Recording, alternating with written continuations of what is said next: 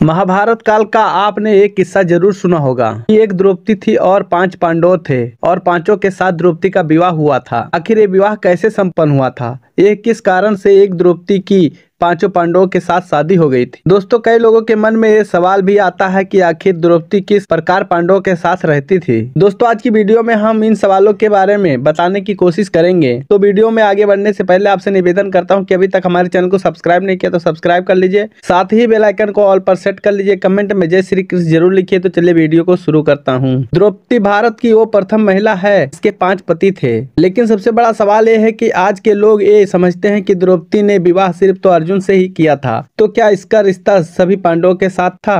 पांडवों को 12 वर्ष का वनवास और 1 वर्ष का अज्ञातवास मिला था। इस दौरान 5 पांडव एक कुम्हार के घर में रहा करते थे और भिक्षा के माध्यम से अपना जीवन व्यापन करते थे। ऐसे में भिक्षा के दौरान उन्हें द्रौपदी की स्वयंवर की सूचना मिली, जिससे एक यंत्र में बड़ी सी मछली घूम रही थी। उसकी आंखों में तीर मारना था और वो भी तेल पात्र में उसकी परछाई देखकर।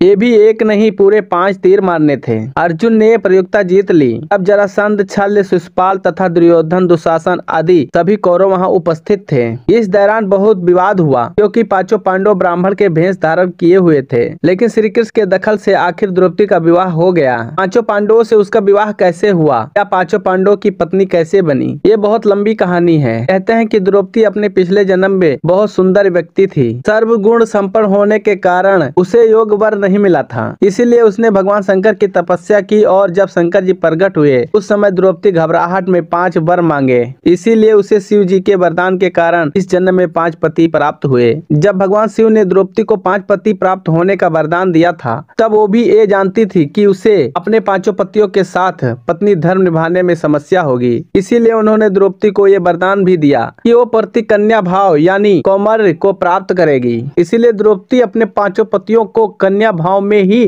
प्राप्त हुई थी।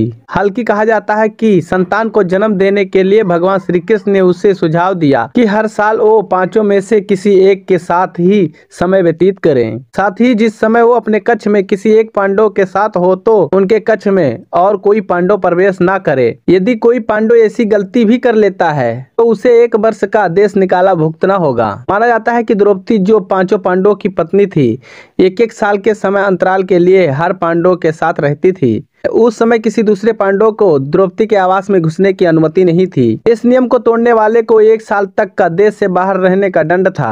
ये दंड एक बार अर्जुन को भुगतना भी पड़ा था। अर्जुन और द्रौपदी की 1 वर्ष की अवधि अभी समाप्त हुई थी।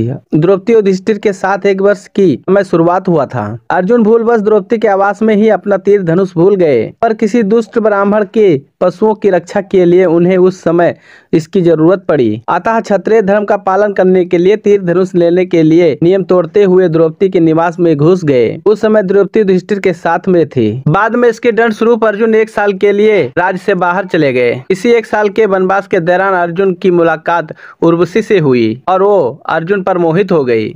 ऐसे में वो खींचकर अपने नागलोक ले गई और उसके अनुरोध करने पर अर्जुन को उससे विवाह करना पड़ा। कहते हैं कि दोनों 1 वर्ष तक साथ रहे। अर्जुन और नागकन्या उर्वशी के मिलने से अर्जुन को एक वीर पुत्र मिला जिसका नाम इरावान रखा गया। द्रौपदी के 5 पुत्र थे। द्रौपदी के 1-1 वर्ष के अंतराल से 5 पांडवों के 1-1 पुत्र जन्म दिया। द्रौपदी ने 1-1 वर्ष के अंतराल से 5 पांडवों के 1-1 पुत्र को जन्म दिया। लेकिन दुर्भाग्यवश इन 5 पुत्रों को अश्वत्थामा ने मार डाला था। एक दिन की बात है, पांडव और ब्राह्मण लोग आश्रम में बैठे थे। उसी समय द्रौपदी और सतसभा में आपस में मिलकर एक जगह बैठी थी। दोनों ही आपस में बातें करने लगी। सतसभा ने द्रौपदी से पूछा, बहन, तुम्हारी पति पांडवजन तुमसे हमेशा प्रसन्न रहते हैं। मैं देखती हूँ कि वो लोग सदा तुम्हारे वश में ही रहते हैं। तो मुझे भी ऐसा कुछ बताओ कि मेरे श्याम सुंदर भी मेरे बस में रहें। तब द्रौपदी बोली, सतसभा, ये तुम मुझसे कैसी दुराचारी स्त्रियों के बारे में पूछ रही हो? जब पति को ये मालूम हो तो वो अपनी पत्नी के बस में नहीं हो सका। तब सत्यभामा ने कहा कि आप पांडवों के साथ कैसे